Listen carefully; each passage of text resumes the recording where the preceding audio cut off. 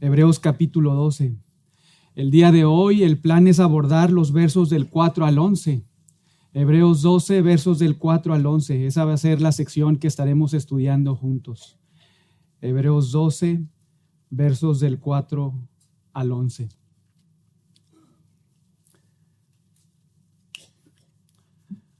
Cuando quieres practicar un deporte o incluso aprender un instrumento, deseas tener al mejor maestro, ¿no es cierto? Deseas encontrar a aquel que te enseñe mejor las cosas. Buscas al entrenador, profesor o músico más dotado. No quieres a un entrenador o a un maestro con un poco conocimiento. Quieres encontrar al mejor, al que es conocido por ser un experto, por ser un especialista, por ser el mejor en su disciplina, porque quieres aprender muy bien. Pero además, realmente deseas que sea muy exigente, no que sea ahí todo pasalón. Quieres que sea realmente muy exigente, que te corrija incluso cuando estás haciendo cosas que están mal, que están equivocadas, porque lo que deseas es aprender y mejorar. Deseas aprender muy bien cualquier deporte o instrumento, idioma incluso, y aprenderlo muy bien, ser corregido. Incluso allá afuera, algunos se jactan de ser coach de vida. No sé si lo han escuchado, este concepto, coach de vida. Ellos te venden la idea allá afuera de estas personas denominadas coach de vida, que pueden ser personas que te ayudan con sus consejos a ser mejores personas, a ser mejores, digamos que en la sociedad. Eso se jactan estas personas. Y para ello, estos se enfocan en tus emociones, porque según ellos, tus emociones determinan tus acciones. Es decir, tu comportamiento está ligado a tu sentimiento. Afirman que tu parte emocional es más importante que la racional para ser mejor persona. Todo esto antibíblico, ¿verdad? La semana pasada recordábamos la importancia de pensar, de razonar. Eso es lo que nos llama muchas veces nuestro Dios en su palabra, que estemos pensando y razonando en su palabra. Y entonces estas personas que se jactan ser coach de vida, tal y como un mal entrenador o profesor de música que realmente no saben nada en relación a la vida espiritual, a lo mejor que una persona puede recibir espiritualmente, bueno, pues no te corrigen en nada porque realmente no saben nada. No tienen el conocimiento verdadero que emana no de una inteligencia de una persona, sino del Dios que es 100% sabio. Y entonces si los escuchas, terminas sin avanzar. Quizá puedas mejorar un poco en función a tus relaciones, pero en función a la relación que debe ser una relación perfecta, idónea entre Dios y tu persona, no se va a conseguir de esa manera, ni mucho menos con los que están a tu alrededor. El autor de Hebreos, ahí en Hebreos 12, versos del 4 al 11, todavía, digamos que aludiendo a esta carrera de la fe, nos muestra al verdadero coach de vida que necesitamos para seguir avanzando en nuestra vida cristiana. Uno que es perfecto y verdadero, no que es falible como nosotros y cualquier otro coach humano, no. Uno que es perfecto, que es sabio, que es eterno, que es el creador de todo y que sostiene todo, y que solamente Él es el poseedor de la verdad, y que solamente Él es el que te puede aconsejar para que entonces también, cuando tú lo necesites, te pueda corregir y así puedas avanzar en tu carrera de la fe. Él es uno que como Padre amoroso, escucha esto, como Padre amoroso nos corrige cuando lo necesitamos. No es un Padre pasalón, es un Padre amoroso que cuando necesita que nosotros aprendamos la lección, es muy intencional para acercarse a nosotros y pasarnos por diversas pruebas, diversas situaciones. ¿Por qué? Porque nos ama. No solamente porque es el más perfecto y sabio coach, sino porque nos ama si somos sus hijos, porque no quiere que estemos ahí todos caídos, todos frustrados, retrocediendo en la carrera de la fe. No, Él desea que sigamos avanzando y por eso nos disciplina, para que incluso participemos de su santidad y nos ejercitemos no en el pecado, sino en la piedad. Porque como todo buen padre nos corrige, nos ama, porque sabe que lo necesitamos. Y esto lo vamos a observar en 3 aspectos de su disciplina amorosa. Este es el bosquejo de esta mañana. Número 1, la naturaleza de su disciplina. la naturaleza de su disciplina. Versos 4 y 8. Número 2, segundo aspecto de la disciplina amorosa de nuestro Dios, la razón de su disciplina. La razón de su disciplina. Versos 9 y 10. Una vez más, primer punto o primer aspecto de la disciplina de Dios para con nosotros sus hijos es la naturaleza de su disciplina. El segundo es la razón de su disciplina. Y el tercero y último es la consecuencia de su disciplina. La consecuencia de su disciplina. Y esto lo vamos a examinar en el verso 11. Pero tomen sus Biblias, por favor, y vean ahí Hebreos 12, comenzando en el verso 4 y terminando en el 11. Así dice la palabra de Dios. Verso 4. Porque aún no habéis resistido hasta la sangre, combatiendo contra el pecado. Y habéis ya olvidado la exhortación que como a hijos se os dirige, diciendo: Hijo mío, no menosprecies la disciplina del Señor, ni desmayes cuando eres reprendido por Él. Porque el Señor al que ama, disciplina, y azota a todo el que recibe por hijo. Si soportáis la disciplina, Dios os trata como a hijos, porque ¿qué hijo es aquel a quien el Padre no disciplina?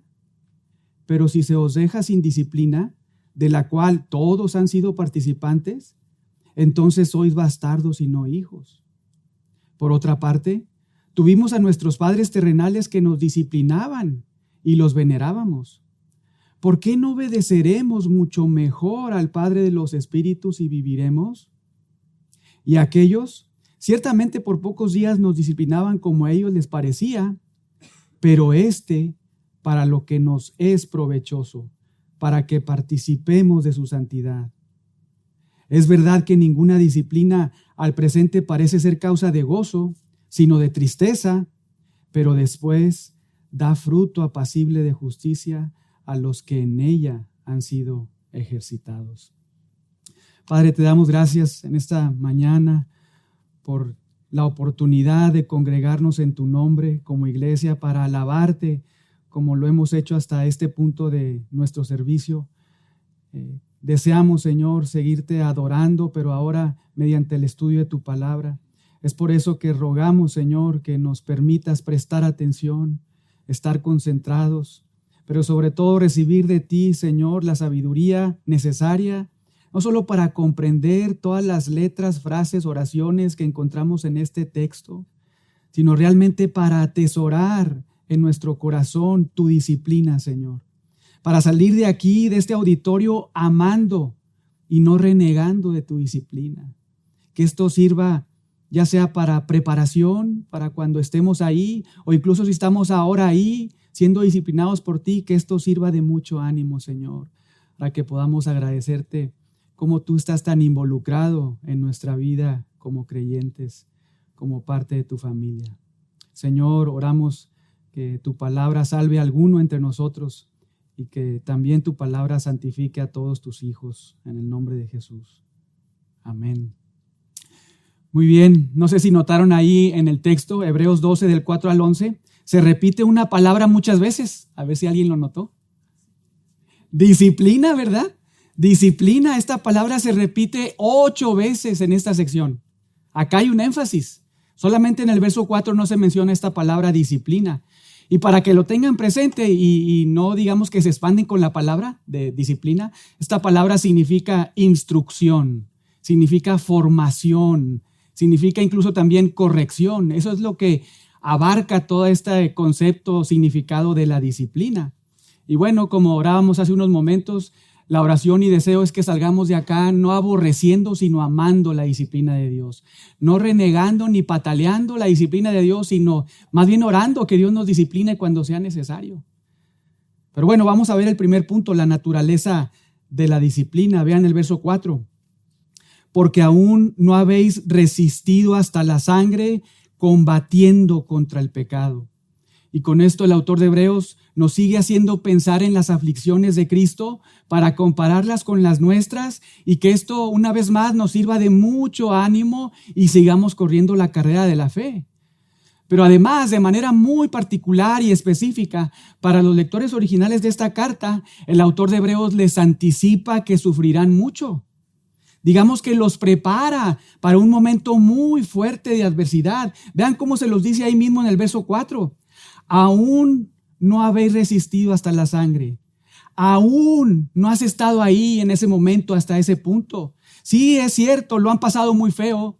Se han convertido en la burla de la sociedad. Sus amigos y familiares lo están rechazando, ya no los quieren, ya no se juntan con ustedes, están todos ahí encarcelados, es más, ya no tienen casas, es una gran verdad, es una prueba muy difícil, pero viene algo peor, porque el autor de Hebreos les dice, aún no habéis resistido hasta la sangre. Y lo sabemos, sucedió algo muy feo con los cristianos judíos del primer siglo. Entre los años 65 y 67 después de Cristo, Nerón desgarró literalmente a los cristianos con perros salvajes hasta la muerte. Incluso los clavó vivos ahí en cruces, ¿verdad? Para que de noche sirvieran como luminarias y alumbraran toda ahí la ciudad. Y no solamente sucedió eso, más tarde esto se encrudeció. En el año 70, Tito mató a miles de cristianos judíos a sangre fría. Incluso Jerusalén y el templo fueron totalmente pulverizados. No quedó nada de estos dos lugares. Los creyentes realmente atravesaron situaciones muy amargas y dolorosas. Pero antes de que pasara todo eso, Dios de manera muy bella, como Padre amoroso, los prepara para que pasen esa aflicción. Los atiende, les enseña varias cosas muy interesantes que deben atesorar en su corazón para perseverar en la carrera a pesar de todas esas dificultades y entonces cruzar la meta del cielo. Los animó y equipó y utilizó para eso a este precioso autor de Hebreos. Y lo hizo trayendo a su memoria una vez más las aflicciones de Cristo, para que por un lado fueran recordadas que por medio de ellas, de las aflicciones de Cristo, Dios los salvó, Dios los rescató, Dios los redimió de lo peor que pueden recibir un pecador no arrepentido, su ira en el infierno. Es el lugar que Dios mismo creó para enviar ahí a todo pecador no arrepentido. Pero también para que fueran muy animados al comparar sus sufrimientos con los de Cristo y se dieran cuenta que los suyos son insignificantes. Y entonces atesorar a Cristo en su corazón y pensar, razonar, así como Cristo sufrió y terminó su carrera porque Dios le sostuvo, también a nosotros, a pesar de cualquier dificultad, aflicción, adversidad, Dios nos sostendrá y cruzaremos la meta, porque lo hemos estudiado ya por varias semanas. Jesucristo es nuestro autor y consumador de la fe. Él es nuestro pionero, quien inició la carrera, corrió su carrera, ganó en su carrera y además también nos colocó en nuestra carrera y nos llevará hasta el fin para cruzar la meta. La victoria es segura, pero habrá momentos de adversidad, situaciones difíciles, y para eso Dios nos prepara desde ahora, nos recuerda su palabra. Esto mismo es lo que hace Dios con nosotros. No solamente utilizó al autor de Hebreos para recordarles varias cosas a los judíos, cristianos, sino también es lo mismo que Dios hace con nosotros y lo hace muchas veces, de manera muy frecuente. Piensen por un momento, ¿cuántas veces hemos estado muy bien, digamos ahí, disfrutando momentos muy dulces? Y entonces vienes a la iglesia o abres tu Biblia, escuchas una predicación y Dios te recuerda a través de su palabra que las adversidades son seguras para el cristiano, pero que Dios está cerca y que debes acudir a Él en oración. Y piensas, bueno, pues gracias a Dios no estoy ahí pasando por esos momentos. Estoy con muchas victorias, momentos muy dulces, ¿verdad? Gracias a Dios. Pero luego pasa el tiempo y de repente vienen las pruebas, las adversidades, los desafíos. Pero qué lindo es que antes de eso Dios te preparó para que atravesaras ese momento, esa circunstancia que de otra manera no la hubieras podido pasar. Dios te preparó como Padre amoroso, te equipó para que con su palabra en tu mente y corazón pudieras una vez más pasar, atravesar esa prueba de pie. Quizá raspado, ¿verdad? Quizá con alguna tierrita, pero pasaste al final porque Dios te preparó, te enseñó con su palabra, te equipó para que pasaras esa prueba piadosamente y no rebeldemente. Porque a veces tenemos el concepto, la idea equivocada de que las pruebas necesariamente nos santifican. Y no es así, la prueba no santifica a nadie. El único que santifica a una persona es Dios por medio de su palabra. Y cuando Dios te pasa por pruebas, no es que la prueba te santifique, sino tú, cómo es que estás pensando en Dios y en su palabra. Y cómo respondes a eso. Y entonces Dios con su palabra y su espíritu te santifica al tú atravesar la prueba de manera piadosa. Eso sí te santifica. Eso sí te hace ser más como Jesucristo. Ustedes mismos nos lo han dicho a Pastor Eduardo y a mí. Hemos escuchado muchas veces de ustedes cómo en algún tiempo el Señor les preparó, estuvieron escuchando algunas cosas y después vino la prueba y gracias a Dios que se acercaron una vez más ahí con nosotros y dieron gloria a Dios porque Dios les alentó, les animó y les hizo pasar esos momentos tan difíciles. Es una realidad. Pero volvamos ahí a Hebreos 12:4, porque nuestro autor hace como una especie de transición, digamos que como un puente para entrar de lleno ahora sí al tema de la disciplina. Porque vean lo que añade en el verso 4, noten ahí. Aún no habéis resistido ¿hasta dónde? Hasta la sangre. Y aquí viene el puente o transición a este gran tema de la disciplina. Vean ahí, combatiendo contra el pecado. En otras palabras, escuchen esto, la vida cristiana es una vida de combate. Una vez más, la vida cristiana es una vida de combate. No es una vida ahí ilustrada de alguna manera como en la playa con un coco, ¿verdad? Ahí tomando el sol, poniéndote ahí, ¿cómo se llama la cosa que te pones para quemarte? El bronceador, bloqueador. No, así no es la vida cristiana.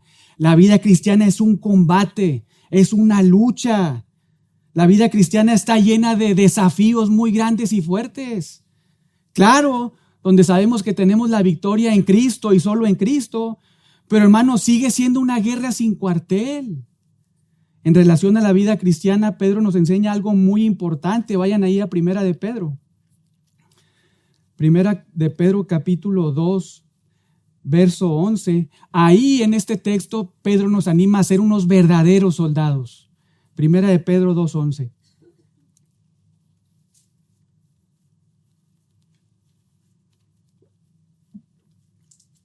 Vean ahí, Primera de Pedro 2:11.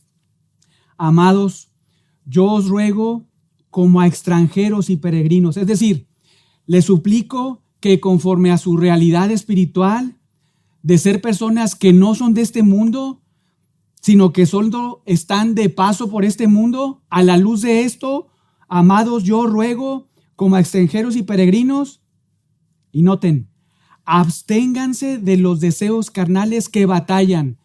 La idea es que luchan, que guerrean contra el alma. Y añade el 12, manteniendo buena vuestra manera de vivir entre los gentiles. Esto es una guerra, hermanos, es una lucha constante con nuestra carne. Y Pedro nos dice que en esta lucha, en esta guerra, por un lado debemos ser muy defensivos. ¿Cómo? Absteniéndonos o privándonos de cualquier apetito pecaminoso. Pero también, por otro lado, debemos de ser muy ofensivos. Necesitamos ser ofensivos al estar viviendo piadosamente, es decir, al estar acudiendo a Dios y su palabra y siendo dirigidos por Dios por medio de su palabra y viviendo para su gloria. Hay una lucha, una guerra muy grande contra nuestra alma. Vayan ahora ahí a 1 Corintios 9. Porque esta misma idea de una lucha o pelea en nuestro cristianismo también es enseñada por el apóstol Pablo.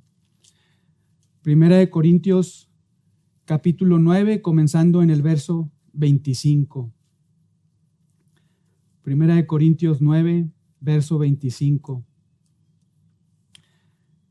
Dice ahí, todo aquel que lucha, refiriéndose a una lucha secular, todo aquel que lucha de todo se abstiene.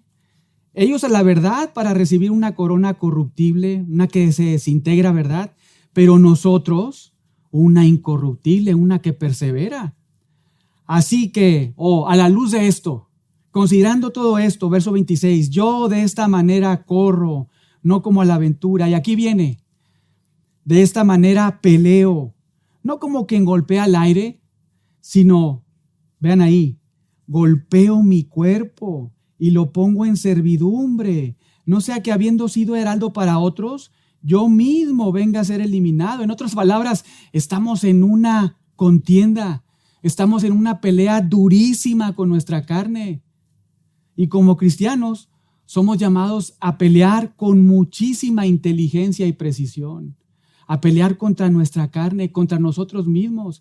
No es que nosotros mismos no sepamos nuestras debilidades, no es que no sepamos dónde necesitamos la ayuda de Dios, la intervención de Dios, no es que se nos haya olvidado confesar nuestro pecado y arrepentirnos de nuestros pecados. No, es que nuestra carne no quiere eso.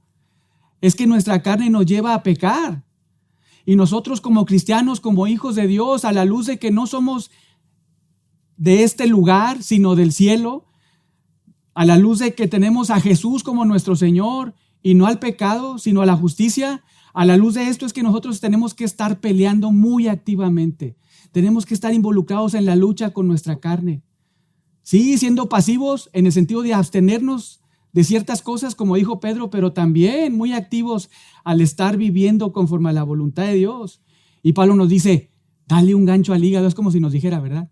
Dale un gancho al hígado a tu carne pecaminosa, que tú sabes bien cuál es, hasta noquearlo. Dale un gancho al hígado. Debes de ser muy preciso y diligente. Un pasaje más, Gálatas 5:16. Gálatas 5:16. Vean cómo Pablo una vez más repite esta misma idea. Lucha con nuestra carne. Gálatas 5:16.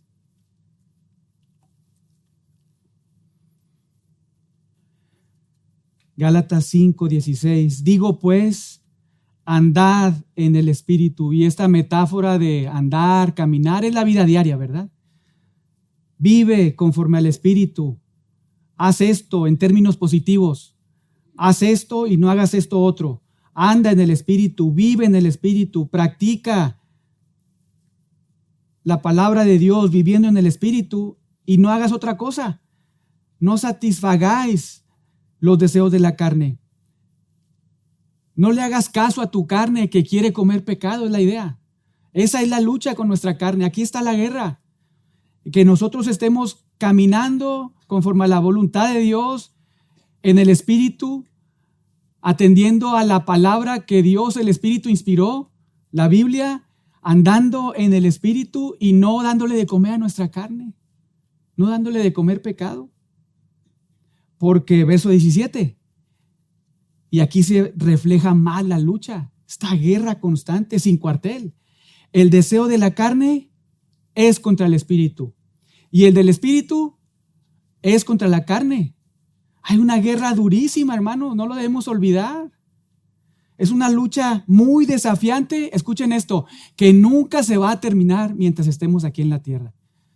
Aunque seas cristiano, aunque hayas sido apartado para Dios, aunque tengas a Dios como tu Padre, tú seas su hijo, aunque verdaderamente seas una persona que tiene una fe genuina, mientras estés aquí en la tierra, esta guerra sin cuartel nunca se va a acabar.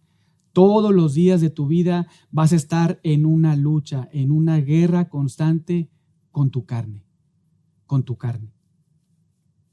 Y nosotros somos llamados a ser muy activos. No debemos de darle de comer a nuestra carne, sino más bien debemos de vivir conforme a la palabra de Dios que Él mismo inspiró. Hermanos, aunque es una lucha muy fuerte, muy retadora, Pablo añade algo bellísimo ahí que debemos de leer con más detenimiento porque esto nos motiva mucho. Vean la parte final del 17. Y estos, es decir, carne y espíritu, se oponen entre sí para que no hagáis lo que quisiereis. ¿Qué quiere decir esto? Bueno, que mientras tú eres muy activo y diligente contra la lucha ahí en contra de tu carne, absteniéndote de todo pecado y viviendo a la luz de la palabra de Dios, mientras estás haciendo eso, tienes al Espíritu Santo a tu lado como tu aliado. El Espíritu Santo es más fuerte que tu carne, pero tú tienes que hacer algo, ¿verdad?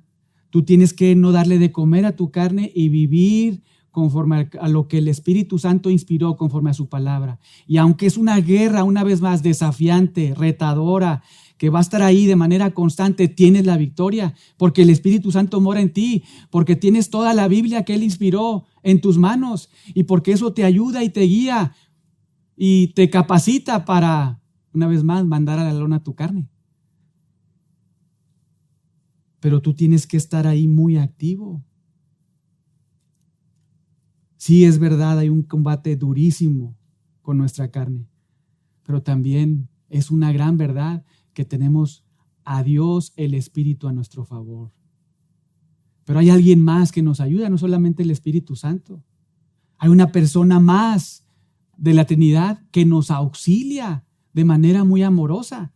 Regresen ahí ahora a Hebreos, porque en Hebreos 12:5 encontramos a esta otra persona de la Trinidad que también nos ayuda a combatir con nuestro pecado y que está muy cercana a nosotros. Vean ahí el verso 5, Hebreos 12:5. ¿Habéis ya olvidado la exhortación que como a hijos se os dirige diciendo? Y luego el autor de Hebreos cita un pasaje muy conocido por sus lectores. Proverbios 3 del 11 al 12.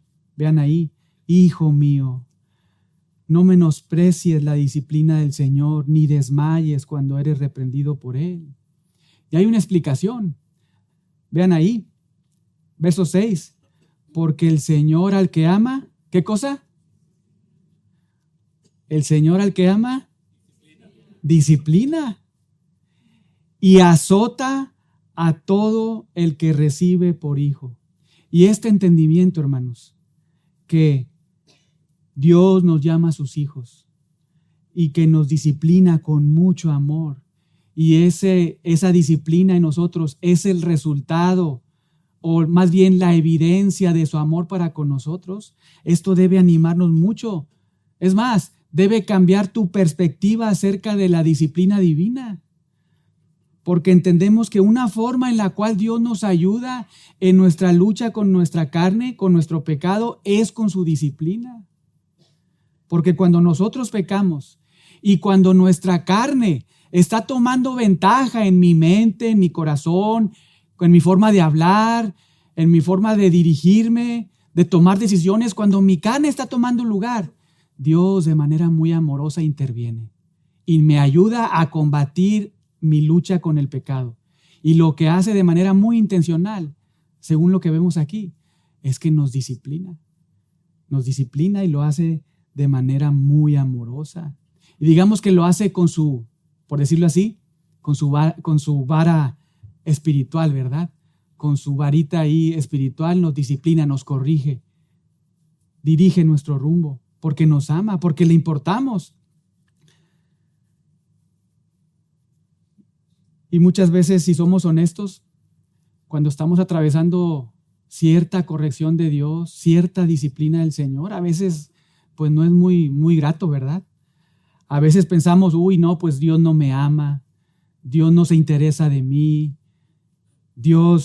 a Dios no le importo, tal y como seguramente pensaban los lectores de esta carta, porque estaban siendo maltratados de manera muy severa. Por eso el autor les exhorta y les recuerda el libro de Proverbios, un libro muy conocido por ellos. Les trae a su memoria el carácter de Dios.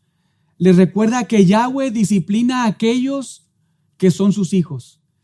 Una vez más, les trae a su memoria que Yahweh, incluso siempre, no es que nada más ahí en el Nuevo Testamento, en el Nuevo Pacto, no, desde siempre, Yahweh a los que considera como sus hijos, siempre y en todo momento, en toda la historia de la redención, lo que ha hecho es disciplinarlos. Y esto debió de ser mucho ánimo para ellos, porque quizás estaban centrados en sí mismos, ¿verdad? Primero, por un lado, pensando que Dios se había olvidado de ellos, que Dios no los amaba, no les importaba sus vidas, porque estaban atravesando muchas situaciones. Pero también, por otro lado, porque quizá estaban ahí comparando sus vidas con otros y pensando, no, sería mejor regresar a otro lado, ¿verdad? creer otras cosas y no estar sufriendo acá. Pero hermanos, si somos hijos de Dios, si verdaderamente Dios es nuestro Padre, en algunos puntos o momentos de nuestra vida, todos sin excepción, seremos expuestos a la disciplina de Dios. Una vez más, si tú eres un hijo de Dios, una hija de Dios, en algún momento de tu vida, todos sin excepción, seremos expuestos a la disciplina del Señor. Es una realidad, es una verdad, porque todos estamos luchando con nuestra carne y todos necesitamos la ayuda de Dios con nuestra lucha, con nuestra carne. Gracias a Dios por eso. Esto debe cambiar tu perspectiva, una vez más, de la disciplina del Señor, porque Dios está involucrado en tu vida y quiere que salgas de esa situación pecaminosa, de esa forma de pensar rebelde, para que entonces le agrades y sigas avanzando en la carrera de la fe. Y hermanos, cuando nuestro Padre amoroso nos discipline, no debemos menospreciar su disciplina. Debemos soportarla y no desfallecer. Es lo que nos dice ahí el autor de Hebreos. No debemos desmayar. No debemos menospreciar, minimizar. ¿Cómo podemos hacer eso? Bueno, recordando el carácter de Dios, ¿verdad? Que Dios nos disciplina porque nos ama, porque nos está ayudando con nuestra lucha. Todo esto debe ayudarnos a que cuando experimentemos la disciplina del Señor, o si la estás experimentando ahorita, te sea más fácil obedecer a Dios. No renegar, no repeler, sino estar ahí obedeciendo, soportando su disciplina. Obedeciendo en el sentido de confesando tu pecado, arrepintiéndote de tu pecado. Y en lugar de renegar de la disciplina del Señor, de ponerte a hablar mal en contra de Dios, entonces mejor agradecer a Dios por su disciplina, porque está muy involucrado en tu vida espiritual. Pero vean ahora el verso 7, porque el autor explica más cosas. Si soportáis la disciplina, Dios os trata como a hijos, algo que ya dijimos, ¿verdad? Pero vean lo que sigue, es muy importante, porque ¿qué hijo es aquel a quien el Padre no disciplina? Verso 8. Pero si se os deja sin disciplina, de la cual todos, obvio los hijos, ¿verdad?, han sido participantes. Si se os deja sin disciplina, de la cual todos los hijos han sido participantes, entonces sois bastardos y no hijos. Una grandísima verdad. Para hacerlo más claro, Dios quiere que pensemos en nuestras relaciones de padres con hijos. Desde la óptica de Dios, desde la perspectiva de Dios, ningún padre terrenal debiera, y subrayo debiera, ¿verdad?, desde la óptica de Dios, desde la perspectiva de Dios, ningún padre terrenal debiera dejar sin disciplina a sus hijos. Porque si no los disciplinan, lo que estarían demostrando realmente es que no los aman. Esa es la perspectiva de Dios, la óptica de Dios, que no los consideran sus hijos. Es una gran verdad. Y con esta enseñanza, hermanos, de paso se derrumba esta idea antibíblica que nace de la filosofía humana llamada crianza respetuosa. No sé si la han escuchado. Quizás los recién casados más, pero esta filosofía secular y antibíblica para la educación de hijos se resume en lo siguiente: los padres son animados a no corregir con disciplina física a sus hijos porque según ellos los niños nacen siendo buenos. ¿Será esto lo que Dios dice en su palabra? ¿Será esto un pensamiento bíblico? No, Dios nos dice otra cosa. Él nos enseña, Salmo 51:5, que somos pecadores desde nuestra concepción. Hoy en la mañana en la escuela dominical recordábamos que estamos depravados totalmente, ¿verdad? Desde que nacemos. Esa es nuestra condición. Y Dios nos dice, si no disciplinas a tus hijos físicamente, no los estás tratando como a hijos, sino como a bastardos. Esa es la idea. Vayan conmigo a Proverbios y veamos más pasajes por si no están muy convencidos, porque los veo ahí medio con la incógnita, ¿verdad? Proverbios 13.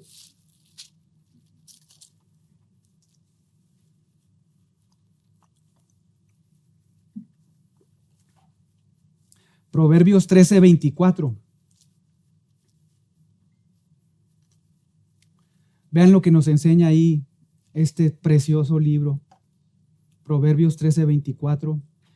El que detiene el castigo, una mejor traducción sería el que evita la vara. De hecho, esa es la traducción de la Nueva Biblia de las Américas. El que detiene el castigo o el que evita la vara, a su hijo aborrece. Mas el que lo ama, desde temprano, ¿qué cosa? Lo corrige. Muy claro, ¿verdad? Esta es palabra de Dios también, hermanos, no nada más el Nuevo Testamento, ¿verdad? Vamos ahí a Proverbios 22. Proverbios 22:15. Una vez más, vean ahí, la necedad está ligada en el corazón del muchacho. Así está el corazón de un niño. Hay necedad en su corazón, pero la vara de la corrección lo alejará de ella, de la necedad. Vean esta necesidad de como padres estar ahí ejerciendo instrucción y disciplina. A veces hacerlo físicamente. El problema no es la instrucción de Dios, porque sabemos que la instrucción de Dios es verdad. Él es verdadero, Él es sabio. El problema no está en la instrucción, no está en la palabra de Dios. El problema está en los papás. Cuando a veces tenemos la necesidad de implementar digamos que castigo físico, lo hacemos con mucho odio, con mucho rencor. Nosotros somos los que estamos mal. A veces no es que Dios esté equivocado. Pero vamos ahí ahora a Proverbios 23, 13 y 14. Proverbios 23, 13 y 14. Dice ahí, no rehúses corregir al muchacho, y la idea es al niño, porque si lo castigas con vara, vean qué importante, no morirá. Lo castigarás con vara y librarás su alma del Seol. Una y otra vez, Dios nos subraya la necesidad que tenemos como padres de disciplinar físicamente a nuestros hijos. Y debemos hacerlo si es que verdaderamente los amamos, si es que verdaderamente los tratamos como hijos, porque si no estamos ahí, no desde la óptica de Pastor David o Pastor Eduardo, desde la óptica de Dios, si no estás instruyendo a tus hijos en la palabra de Dios, si no los estás disciplinando de esta manera cuando es necesario, estás pecando. Incluso no los estás tratando como hijos, sino como a bastardos.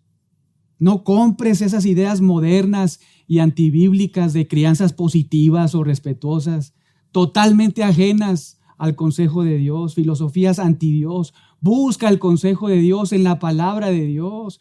Busca la ayuda del Espíritu Santo para que te dé la gracia y la capacidad para que cuando lo estés haciendo, lo hagas piadosamente, no lo hagas de una forma rencorosa. Pide ayuda al Señor para que Él te ayude a que instruyas a tus hijos, los formes en su carácter, no en base a tus experiencias, sino en base a lo que Dios ha enseñado en su palabra. En relación a esto, el pastor MacArthur dijo algo muy interesante en su nuevo libro, La guerra contra los niños, se lo recomiendo. Y cito, si tienes un niño en casa, tienes un pequeño reprobado espiritual en casa. Sin duda es muy bello o bella, adorable, pero sigue siendo reprobado. Y ese hijo no crecerá para ser bendición de nadie a menos que lo disciplines de acuerdo al diseño de Dios. Y la Biblia dice que el instrumento adecuado para la disciplina es la vara. Fin de la cita. Bien dicho, ¿verdad? No porque lo diga MacArthur, sino porque está repitiendo lo que Dios nos ha dicho, ¿verdad? En su palabra. Prestemos atención, hermanos. Pero regresemos a Hebreos, porque Dios usa esta misma enseñanza para decirnos que Él, como Padre perfecto y amoroso, nos disciplina para corregirnos cuando lo necesitamos. Y la implicación es esta: si Dios no nos corrigiera o no nos disciplinara, ¿sería un padre bueno o malo? Malo, ¿verdad? No se interesaría por nosotros, sería el reflejo de esa no disciplina de Dios, pero Dios no es así. Dios, cuando lo necesitamos, nos corrige porque nos ama mucho. Está dispuesto a disciplinarnos y nos disciplina. Incluso, hermanos, lo hemos experimentado. Quizá algunos más que otros hemos estado ahí. A veces lo ha hecho muy fuerte, ¿verdad? Lo ha hecho muy fuerte, pero no lo ha hecho para destruirnos. Lo ha hecho para que aprendamos, para que aprendamos. De hecho, el segundo punto es la razón de su disciplina. Vean sus Biblias, verso 9, la razón de su disciplina. Verso 9, por otra parte, tuvimos a nuestros padres terrenales que nos disciplinaban y los venerábamos. ¿Por qué no obedeceremos mucho mejor al Padre de los Espíritus y viviremos? Acá una vez más el autor de Hebreos quiere que pensemos, que razonemos con Él y que lo hagamos trayendo a nuestra memoria nuestra vida familiar. En cómo nuestros padres, cuando a veces hacíamos algo malo, algo incorrecto, pues nos corregían, ¿verdad? Nos disciplinaban y nosotros lo respetábamos. Yo creo que muchos de nosotros en algún punto de nuestra vida dimos gracias a nuestros padres por su corrección, por cómo estuvieron ahí, a veces dándonos, antes daban hasta con el cinto, ¿verdad? Con la chancla, ahora nada más con la mano, así, ¿verdad? Antes eran correcciones duras y fuertes, ¿verdad? Y muchos de nosotros estuvimos ahí, y en ese momento cuando éramos disciplinados, pensábamos, ay, no, o sea, hasta sentías coraje como hijo, ¿verdad? ¿Por qué me hace esto? ¿Y por qué tan fuerte? Pero después pasa el tiempo, y pasó el tiempo, las edades, y entonces piensas, lo necesitaba. Y así como pensamos eso, también muchos de nosotros agradecimos, ¿verdad? Agradecimos, gracias por la corrección, gracias por tus palabras, gracias por los cintarazos. Porque fui corregido realmente, fui corregido. Y si esta fue nuestra actitud con ellos, de mucho respeto y reverencia, ¿cuánto más no debería ser nuestra actitud para con nuestro amado Padre Celestial cuando nos corrige? Si tú agradeciste a tus papás por esos regaños, llamadas de atención, esos golpes amorosos que te dio, si le agradeciste, ¿cuánto más no debes agradecer a Dios en el momento que te está disciplinando? Recordando que lo está haciendo porque te está ayudando contra tu lucha, contra el pecado, contra tu carne, pero además porque te ama, porque desea que tú sigas perseverando en la carrera, porque es la forma o manera, digamos, en que Él te va a llevar de su mano para que cruces la meta. Esto cambia la perspectiva de la disciplina, ¿verdad? Por completo. El punto es que nosotros no debemos de venerar, no somos llamados a venerar a Dios cuando Él nos disciplina, sino debemos obedecer a Dios. Vean ahí el verso 9 una vez más. Por otra parte, tuvimos a nuestros padres terrenales que nos disciplinaban y los venerábamos, los respetábamos. Pero nuestra parte como hijos de Dios, que tenemos a Dios como nuestro Padre, nosotros debemos obedecer a Dios. Lo hemos dicho, Dios no quiere tu respeto, Él quiere tu obediencia. Él exige que le obedezcas. Y gracias a Dios que Él ha cambiado nuestro corazón para ahora amarle y obedecerle. Antes no podíamos por nosotros mismos, no queríamos incluso amarle ni obedecerle, pero ahora le amamos y le obedecemos gracias a esa obra de transformación que ha hecho en nuestras vidas. Cuando Dios nos disciplina, debemos aceptar y obedecer su disciplina. No debemos ser como esos niños que cuando los disciplinan hacen malas caras, ¿verdad? O algunos muy rebeldes hasta avientan el golpe. ¿Qué pasó, verdad? No es así. No debemos hacer como los niños, ¿verdad? Al contrario, debemos pensar, una vez más, ponernos a pensar, a razonar en la palabra de Dios, a recordar el carácter de Dios, la obra de Dios. Y entonces cuando estamos siendo disciplinados, en lugar de estar ahí levantando el puño contra Dios, más bien rendir nuestras vidas y decirle gracias, amado Padre Celestial, gracias papá porque estás a mi lado, porque estás muy interesado en mi vida, porque de otra manera realmente no hubiera abandonado este pecado. Gracias por eso. Pero también teniendo muy presente que si hacemos eso, realmente estamos perseverando en la fe. Realmente estamos avanzando, caminando. Vean ahora el verso 10. Y aquellos, aludiendo a nuestros padres, Ciertamente por pocos días nos disciplinaban como a ellos les parecía. Pero vean el contraste. Una vez más, leamos otra vez el verso 10. Y aquellos, aludiendo a nuestros padres terrenales, por pocos días nos disciplinaban como a ellos les parecía. Pero es decir, nuestro amado Padre Celestial, nuestro Dios, nos disciplina para lo que nos es provechoso, para que participemos de su santidad. Y Dios nos sigue explicando la naturaleza de la disciplina. Y ahora nos dice, ¿te acuerdas cuando tus papás te disciplinaban? No siempre lo hicieron bien. Algunas veces seguramente lo hicieron pecaminosamente. Te disciplinaron con mucho error, con mucho rencor. Incluso a veces hasta se equivocaron de hijo, ¿verdad? Regañaron a uno y al otro. Y entonces el otro dijo, ¿y a mí qué, verdad? Si yo no hice nada. Bueno, pues porque lo pensaste, por eso te estoy regañando, ¿verdad? Como papás nos hemos equivocado mucho cuando disciplinamos. Pero el autor de Hebreos quiere que pensemos una vez más en la disciplina paterna, terrenal, con su disciplina sabia y perfecta celestial. Él nunca se equivoca. Él nunca se equivoca y siempre lo hace para lo que nos es provechoso. Nos disciplina porque Él sabe que lo necesitamos y lo hace, vean ahí la parte final, para que participemos ¿de qué? De su santidad. Dios nos dice, yo soy muy diferente incluso a las personas que más amas en esta tierra. Fuera de tu esposo y tu esposa, ¿verdad? Soy más perfecto que cualquier ser humano en esta tierra, más inteligente, con mayor sabiduría. Soy tu perfecto Padre Celestial que cuando te disciplino jamás me equivoco. Siempre lo hago porque lo necesitas y lo hago de manera perfecta y no imperfecta. Y además, Dios nos dice, no lo hago para destruirte, no lo hago para eso, no lo hago ni siquiera para dañarte. No lo hago para eso, lo hago para que vean ahí la parte final una vez más, para que participes de mi santidad. Y esto es bellísimo, porque nuestro Dios no es un Dios envidioso.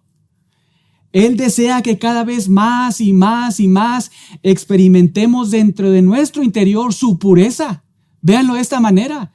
Este Dios que es 3 veces santo desea que participemos cada vez más y más y más de su pureza, de su santidad.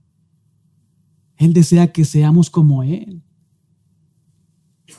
Él desea que nos parezcamos más a su Hijo Jesucristo. Que tengamos la dicha de recibir, de participar en esta tierra de su pureza. Esto es de mucho ánimo porque verdaderamente si somos hijos de Dios, nuestro deseo debe ser parecernos cada vez más a nuestro Dios 3 veces santo. Si decimos ser hijos, hijas de Dios, no deberíamos ser caracterizados por la ira, los celos, las peleas, envidias, la fornicación o cualquier otra inmundicia. Esa no debería ser nuestra característica, la dirección de nuestra vida. Más bien deberíamos de reflejar esa belleza del fruto del Espíritu, el amor, la paz, la gentileza, bondad, dominio propio. Y hermanos, muchas veces Dios nos disciplina. Digamos que Dios nos pasa por su taller de alta, no costura, sino corrección.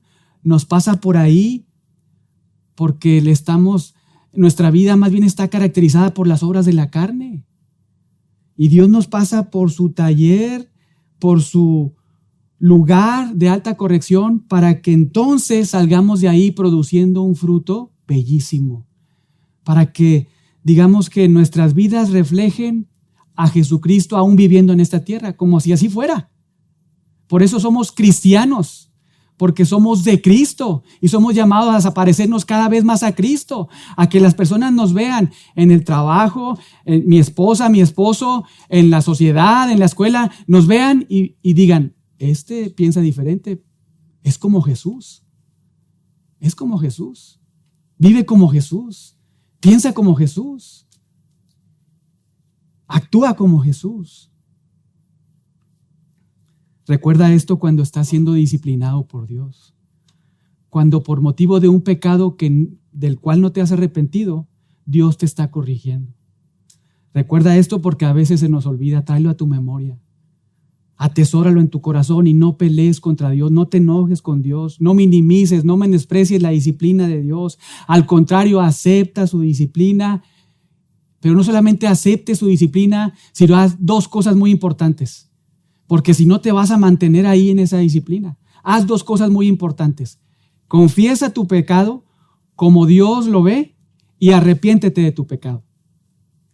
No solamente aceptes la disciplina y no seas un mártir, una víctima. No, acepta la disciplina de Dios trayendo a tu memoria que Dios lo hace porque es un Padre amoroso que sabe que necesitas eso para que tú puedas perseverar en la fe. Sí, pero también haz estas dos cosas.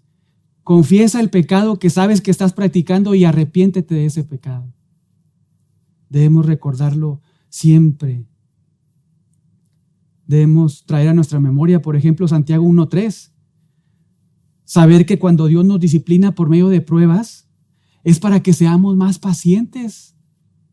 Incluso 2 Corintios 12:7, podemos traerlo a nuestra memoria también y pensar que si quizá Dios nos está disciplinando, es para que seamos muy humildes y no muy orgullosos como con Pablo, ¿verdad? Dios le envía un aguijón ahí en su carne, dice Pablo, para que yo no me exaltase, ¿verdad? En sobremanera por todas las visiones que había recibido. Dios nos pasa por diversas pruebas, disciplinándolos para que nosotros seamos pasados por su taller, 1 Pedro 6:7, y salgamos brillando como piedras preciosas, muy lindas, que nos parecemos cada vez más a nuestro artesano. Y hermanos, a veces la disciplina del Señor es muy fuerte. Vean el verso 11, Hebreos 12:11. Es verdad, es decir, es una realidad. Ninguna disciplina al presente parece ser causa de gozo, sino ¿de qué? De tristeza, es una realidad. Esa es la naturaleza de la disciplina. Que el coach de vida, digámoslo así, nuestro amado Padre Celestial, nos ocasione dolor cuando nos corrige. Esto debe ser así para que aprendamos la lección, para que seamos corregidos. Recordemos un poco algunos personajes. En el pasado Dios disciplinó de manera muy fuerte a algunos de los suyos. Por ejemplo, ahí en el Antiguo Pacto lo vimos cuando estuvimos repasando los héroes de la fe, entre comillas. A Moisés no lo dejó entrar ¿a dónde?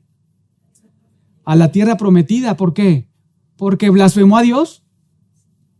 No, porque fue incrédulo, ¿verdad? A la palabra de Dios, y entonces Dios lo disciplina y no le permite entrar a la tierra prometida. Y eso hizo que Moisés, de acuerdo a todo el consejo de Dios, perseverara fiel hasta el fin.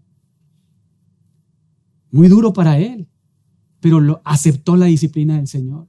Aunque le pidió varias veces, Señor, ¿no habrás cambiado de opinión? Mira, se ve muy lindo allá. Y Dios le dijo, ya basta, ya no traigas este tema aquí a colación. Esto tengo para ti, recíbelo. Y Moisés lo recibió y terminó fiel. A Sansón también lo dijimos, le arrancó los ojos, le quitó el cabello, le quitó sus fuerzas. Y Sansón perseveró hasta el fin, aceptó la disciplina del Señor. ¿Qué hizo? Seguramente confesó y se arrepintió de su pecado y mató a muchos, ¿verdad? Y lo encontramos aquí en Hebreos 11.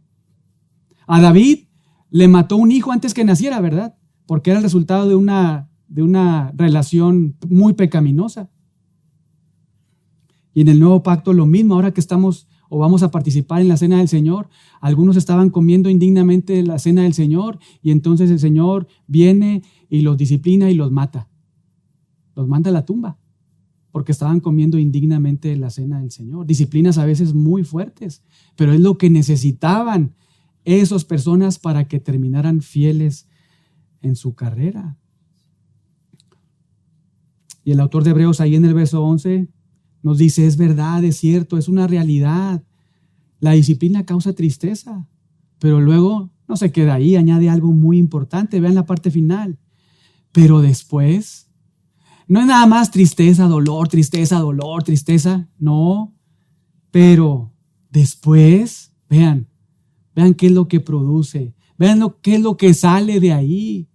Fruto apacible de justicia a los que en ella han sido ejercitados. Y esta palabra en el griego es gimnazo. Quizás se les recuerde la palabra esta gimnasio, ¿verdad? Donde vamos ahí a hacer pesas y hacer ahí, a trotar y todo eso. Esta palabra ahí ejercitados implica que esta disciplina del Señor, Dios nos permite atravesar por su corrección para que nosotros seamos ejercitados, como si fuéramos al gimnasio. Piensa en eso, como si fueras al gimnasio para hacer músculo, para trotar un poco y tener suficiente respiración para hacer ciertas actividades. Así te pasa Dios por su gimnasio, por su corrección, por su disciplina, para que entonces tú produzcas un fruto apacible de justicia. No para que estés musculoso, ¿verdad?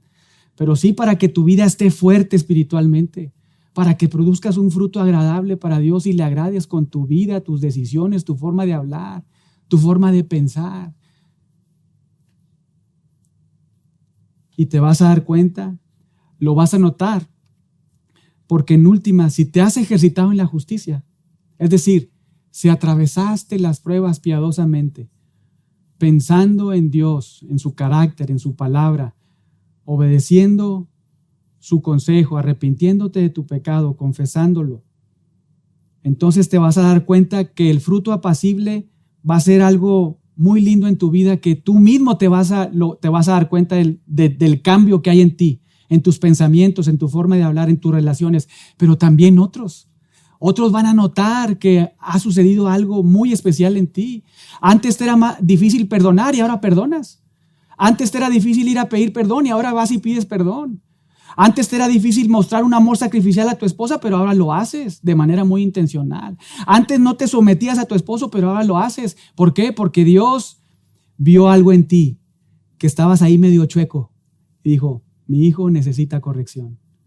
Y no lo hizo para destruirte, sino para que disfrutaras de su santidad, participaras de su pureza, vivieras conforme a su diseño y un fruto apacible no solamente fuera experimentado en tu corazón, sino permeara en la vida de todos a tu alrededor. Esa es la idea. Por todo esto, hermanos, debemos apreciar, atesorar la disciplina del Señor.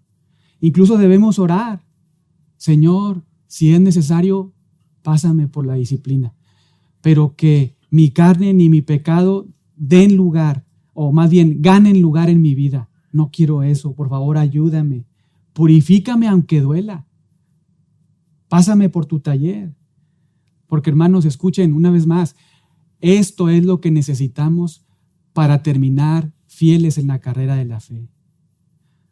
Así que cuando escuches que un predicador famoso se descalificó y está siendo disciplinado, agradece a Dios, porque Dios está purificando a su iglesia. Ora a Dios por el predicador, que el Señor le conceda recordar su palabra, obedecer su palabra y aceptar la disciplina del Señor. Y entonces ese predicador puede salir brillando de ese taller del Señor y que siga avanzando en la carrera de la fe. No te pongas a juzgar, más bien examina tu corazón, teme, porque tú puedes estar ahí. Teme por tu vida. Presta atención no solo en la doctrina que escuchas, sino también en tu mente y tu corazón. En otras palabras, en palabras del apóstol Pablo, cuídate de ti mismo. No solamente te cuides de la doctrina, sino cuídate de ti mismo, porque quizá tú no eres un predicador famoso, no eres una persona ahí con un liderazgo muy visible, no ejerces el pastorado, un ministerio de liderazgo en una iglesia, pero probablemente sí estarás enfrentando el mismo desafío que enfrentamos todos los que somos disciplinados por el Señor. ¿Cuál es ese desafío? ¿Cómo actuar? ¿En qué pensar? ¿Cómo reaccionar? ¿Qué voy a hacer? ¿Voy a renegar? ¿Voy a pelear con Dios? ¿Voy a menospreciar su disciplina? ¿Me voy a abrazar mi pecado? ¿O voy a hacer lo contrario?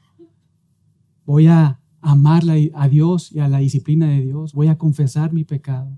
Voy a arrepentirme y voy a seguir corriendo la carrera de la fe. Hermanos, si en este momento estás siendo disciplinado por el Señor, agradece. Agradece porque Dios está interesado de tu vida. Pero también confiesa rápido tu pecado y arrepiéntete. Porque entre más pronto lo hagas, más pronto vas a salir de ahí. Más pronto Dios va a terminar de pulir esa área en tu vida. No vas a pasar tanto tiempo ahí en su taller, en ese momento en particular, en esa situación. Entonces agradece y rápido. Si ya sabes que estás pecando, no seas rebelde. Confiesa tu pecado, arrepiéntete de tu pecado y entonces Dios hará salir de tu vida un fruto bellísimo, bellísimo, que será de bendición una vez más, no solo para ti, sino para todos los que están a tu alrededor. Pero mientras más tardas y no reconoces tu pecado y estás ahí sufriendo las consecuencias de tu pecado, no necesariamente la disciplina del Señor, sino las consecuencias de tu pecado, y no te arrepientes, probablemente lo que está pasando es que no es que estés recibiendo la disciplina del Señor, sino que estás recibiendo las consecuencias de tu pecado. Y entonces, al final, quedará demostrado, si no te arrepientes, si sigues como decimos en Monterrey, terco con tu pecado, al final, en últimas, quedará demostrado que jamás tuviste a Dios como tu Padre Celestial. Jamás fuiste parte de su familia. Jamás fuiste verdaderamente un hijo de Dios. Y si ahorita estamos muy bien, gracias a Dios, bueno, que esto sirva para una preparación, ¿verdad? Para amar y atesorar la disciplina del Señor, tener un entendimiento bíblico y adecuado de cómo Él de manera muy amorosa interviene en la vida de sus hijos, y que esto nos sirva para las pruebas que seguramente vendrán, las situaciones difíciles también que seguramente enfrentaremos. Y todo esto como, digamos, preámbulo para la cena del Señor que vamos a estar participando en esta mañana.